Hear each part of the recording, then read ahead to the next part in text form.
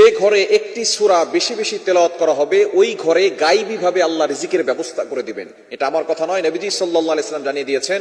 শুআবুল ঈমান লিল বাইহাকির 2498 নম্বর হাদিসের ভিতরে রয়েছে, নবীজি সাল্লাল্লাহু আলাইহি ওয়াসাল্লামের অন্যতম একজন সাহাবী যিনি নবীজি সাল্লাল্লাহু আলাইহি ওয়াসাল্লামের দুইটি কন্যাকে বিয়ে করেছিলেন, তিনি হচ্ছেন ওসমান রাদিয়াল্লাহু তাআলা আনহু। ওসমান রাদিয়াল্লাহু তাআলা আনহুর খেলাফত কালে আব্দুল্লাহ ইবনে মাসউদ রাদিয়াল্লাহু তাআলা আনহু অসুস্থ হয়ে পড়লেন। একেবারে মৃত্যুর কাছাকাছি যখন চলে আসলেন, তখন ওসমান রাদিয়াল্লাহু তাআলা আনহু আব্দুল্লাহ ইবনে মাসউদ রাদিয়াল্লাহু তাআলা আনহুর বাসায় গিয়েছেন তাকে দেখার জন্য। কিন্তু আমরা অনেক সময় দেখা যাচ্ছে একজন মুসলমান অসুস্থ হলে আমরা তাকে দেখতে যাই না। এটাই হচ্ছে নবীর সুন্নাত, সাহাবায়ে কেরামের সুন্নাত হচ্ছে যখন কোনো মুসলমান অসুস্থ হয়ে যাবে তাহলে সাথে সাথে তাকে দেখতে যাওয়া। একজন মুসলমান আরেকজন মুসলমানের প্রতি দায়িত্ব এবং হক রয়েছে, সুতরাং অন্যতম একটি হক হচ্ছে অসুস্থ হলে তাকে দেখতে যাওয়া। হযরত ওসমান রাদিয়াল্লাহু তাআলা আনহু চলে গেলেন আব্দুল্লাহ ইবনে মাসউদ রাদিয়াল্লাহু তাআলা আনহুর বাড়িতে। ওসমান রাদিয়াল্লাহু তাআলা আনহু গিয়ে বললেন, আব্দুল্লাহ ইবনে মাসউদ কি খবর তোমার? বলে, আলহামদুলিল্লাহ, ভালো রেখেছেন আল্লাহ।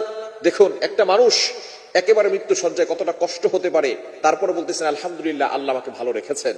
ওসমান রাদিয়াল্লাহু তাআলা আনহু বলেন, আপনি টেনশন করবেন না। আব্দুল্লাহ ইবনে মাসউদ রাদিয়াল্লাহু তাআলা আনহুর বাসায় তার মেয়েরা ছিলেন, বড় বড় মেয়ে হয়ে গিয়েছিলেন। তখন ওসমান রাদিয়াল্লাহু তাআলা আনহু বললেন, আপনি টেনশন করবেন না, বাইতুল ফান্ড থেকে আপনার জন্য খাবারের ব্যবস্থা করা হবে এবং আপনার মেয়েদের জন্য খাবারের ব্যবস্থা করা হবে। আব্দুল্লাহ ইবনে মাসউদ রাদিয়াল্লাহু তাআলা আনহু ডাক দিয়ে বলেন, ইয়া আমিরুল মুমিনিন খলিফাতুল মুসলিমিন, আমার জন্য বাইতুল ফান্ড থেকে খাবার পাঠানোর কোনো প্রয়োজন নাই, আমার মেয়েদের জন্য খাবার পাঠানোর কোনো প্রয়োজন নাই। নবীজি সাল্লাল্লাহু আলাইহি ওয়াসাল্লাম আমাদেরকে একটি সূরা শিক্ষা দিয়েছেন।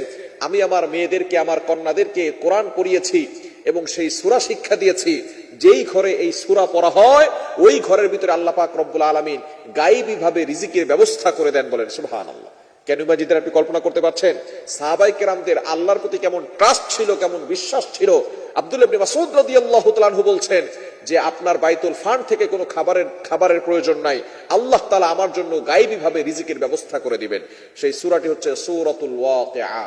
এই সূরা ওয়াকিআ যত বেশি আপনি পড়বেন তত বেশি আপনার ঘরের ভিতরে রিজিক আসবে, আল্লাহর পক্ষ থেকে সাহায্য আসবে। মনে রাখবেন, দুনিয়ার সকল মানুষের কাছে চাইলে মানুষ নারাজ হয়।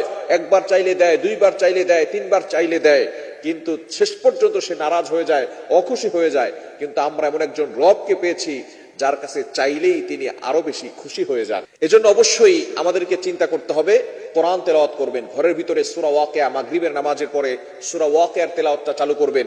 যদি আপনি পড়তে পারেন আলহামদুলিল্লাহ ভালো, যদি পড়তে না পারেন আপনার সন্তানদেরকে কোরআন পড়া শিখাবেন। আপনার সন্তানরা অবশ্যই যাতে করে মাগরিবের নামাজের পরে সূরা ওয়াকিয়ার তেলাওয়াত করে। পবিত্র কোরআনুল কারীমের 56 নম্বর সূরা, এই সূরার ভিতরে অনেক ফজিলত রয়েছে। যদিও ছোট সূরাটি একটু বড় সূরা, তবে এর ফজিলত অনেক বেশি। নবীজি সাল্লাল্লাহু আলাইহি ওয়াসাল্লাম জানিয়ে দিয়েছেন, যেই ঘরের ভিতরে সূরা ওয়াকিয়ার তেলাওয়াত হয় ওই ঘরের ভিতর থেকে আল্লাহ পাক রব্বুল আলামিন সকল ধরনের বিপদ আপদ থেকে হেফাজত করেন, অভাব দূর করে দেন, আল্লাহ পাক রব্বুল আলামিন রিজিকের ব্যবস্থা করে দেন।